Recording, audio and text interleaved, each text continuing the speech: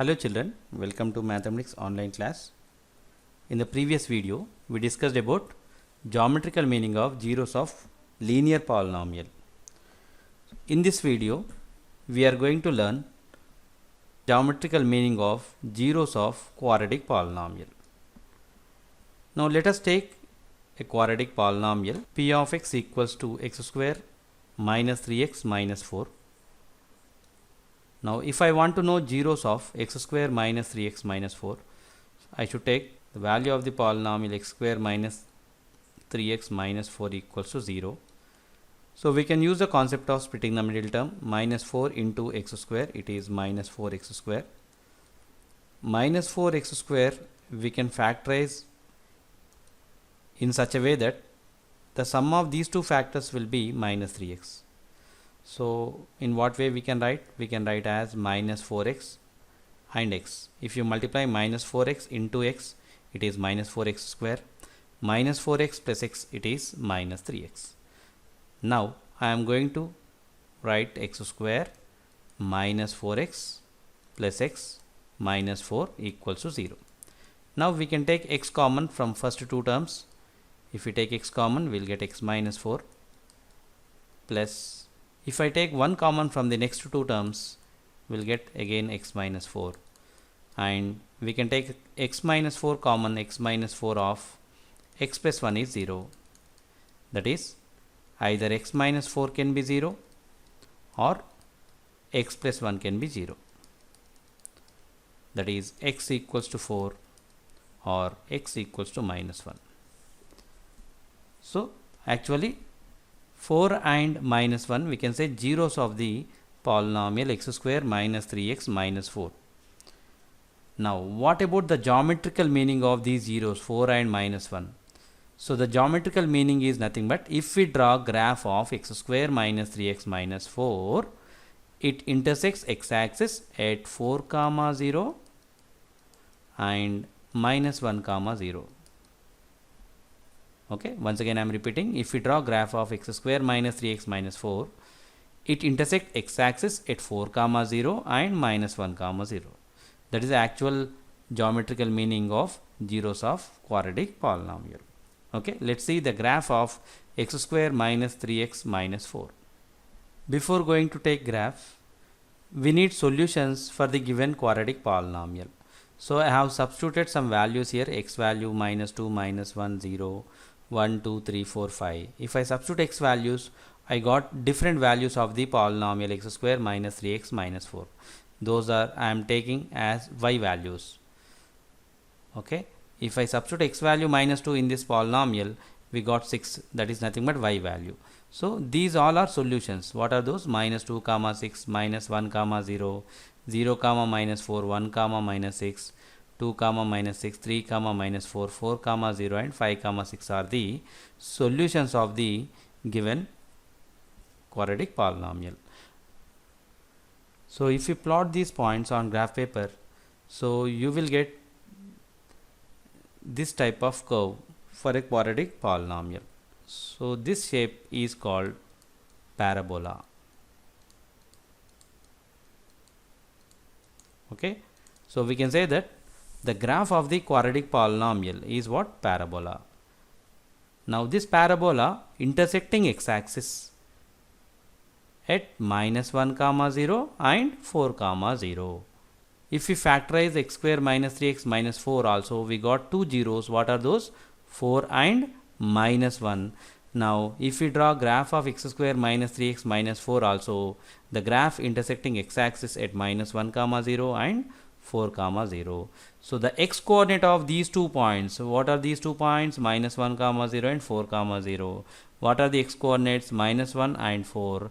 We can say minus 1 and 4 are the zeros of the quadratic polynomial x square minus 3x minus 4.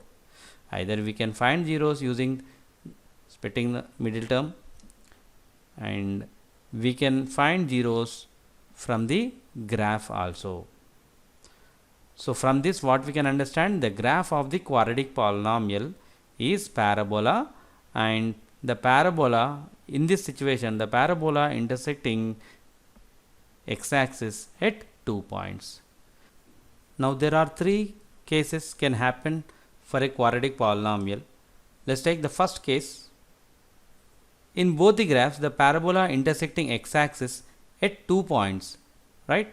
So that point, first point is A and second point is A dash. Similarly, in second figure, A dash and A. So parabola intersecting x-axis at 2 points. So we can say there are two zeros of the given quadratic polynomial.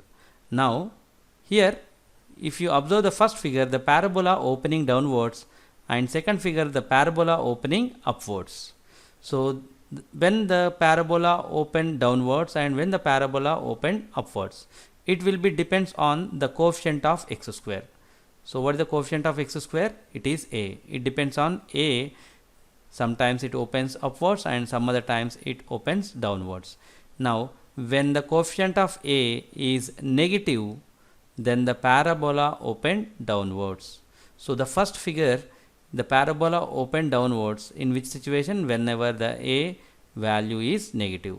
Now in second figure, if A value is positive, see the parabola opening upwards.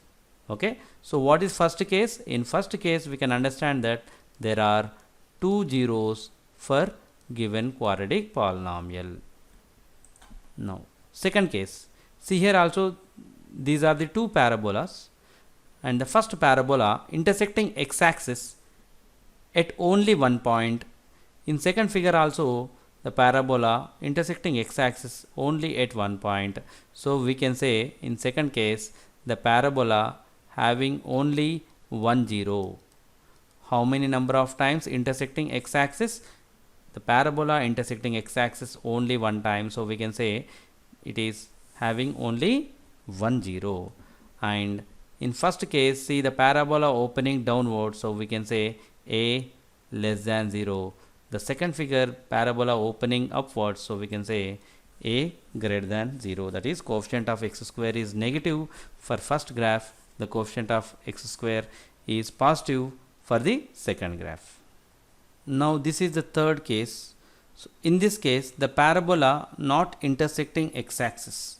So one is completely above the x-axis. In first figure, the parabola is completely above the x-axis, and in the second figure, the parabola is completely below x-axis.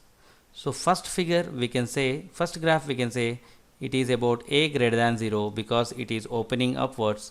In second figure it is A less than 0, that's why it is opening downwards. Now in this case it is not intersecting x-axis, right? So we can say there is no 0 for the quadratic polynomial. Why? Because it is not intersecting x-axis. So you can see the geometrically the quadratic polynomial can have either two distinct zeros or two equal zeros. The two equal zeros is nothing but only one zero and no 0. This means that the quadratic polynomial of degree 2 at most 2 zeros. So the degree of the quadratic polynomial is 2, that's why it will have the maximum 2 zeros.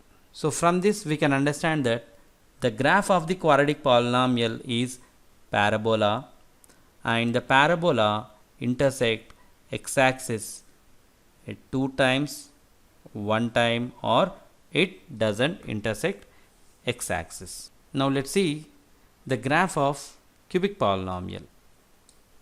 Let us take an example for cubic polynomial, that is x cube minus 4x. Let's take the solutions.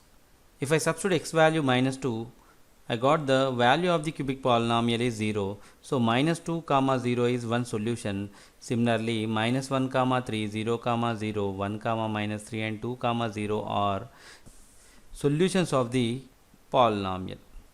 Now if we plot these points on graph paper, so you will get this type of shape. This curve intersecting x-axis at minus 2 comma 0, 0 comma 0 and 2 comma 0. So we can say that the given cubic polynomial is having 3 zeros. what are the intersecting points here? Minus 2 comma 0, 0 comma 0 and 2 comma 0. So we can say that minus 2, 0 and 2 are zeros of the cubic polynomial. Now let's take some more examples. These are some more examples for cubic polynomial. Now if you observe the first figure,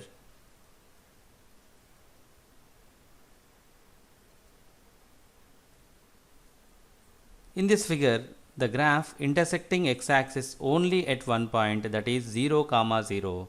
So we can say 0 is 0 of the given cubic polynomial. Now if you observe the second figure, the graph intersecting x-axis at 2 points, those are 0 comma 0 and 1 comma 0. Okay, so we can say 0 and 1 are zeros of the given cubic polynomial.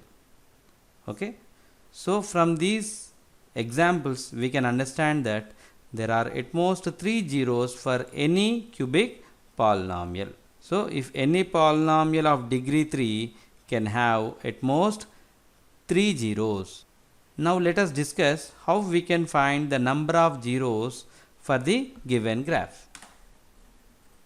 Now look at this example.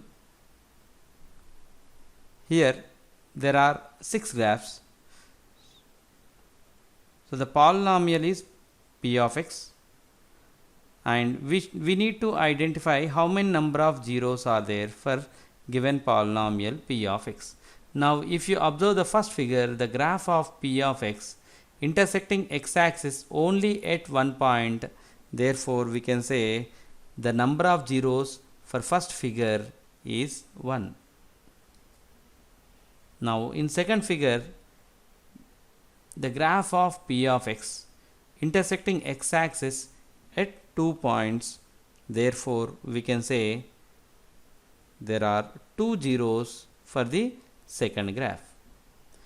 Now in third figure, the polynomial p of x intersecting x-axis at 3 points, therefore there are 3 zeros for the third figure. Now in fourth figure, p of x is intersecting x-axis only at one point, so we can say it is having only 1 zero. Now in fifth figure also, the parabola intersecting x-axis only at one point, therefore we can say it has only 1 zero. And the last one, the graph of p of x intersecting x-axis at 4 points, therefore we can say there are 4 zeros for the sixth figure.